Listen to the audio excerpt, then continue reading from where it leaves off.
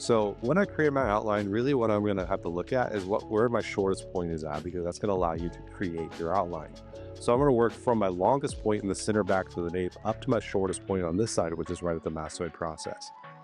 My cutting line is slightly at an angle, which is gonna allow me to create a more rounded effect on this side. So working up to my short point, and then from that short point all the way into that front hairline, I'm just gonna clean out my extra length.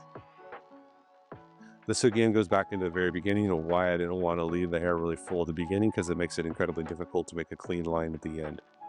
Changing the direction of my scissors allows me to get any hair that I might have pushed as I work through those last few little sections. In that front hairline, I know there's still a little bit of length that I need to control, so I'm going to take a flat clip, push the hair back with my comb, and allow the clip to hold the hair in place. If you notice, there's a little tiny nugget that appears right here. I'm going to come in with my scissors and then knock that little guy out.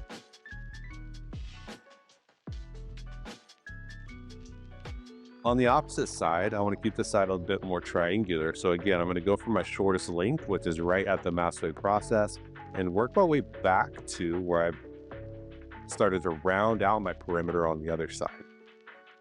So on this side, if you notice, I'm closing my scissors and I just slightly pull my hand back away as I close my scissors.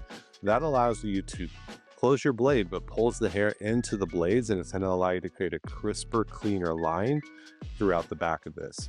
Our scissors, no matter how sharp they are, have a tendency to push hair. When you get into this point, this is just one way to alleviate the pushing of the hair, or to minimize the pushing of the hair.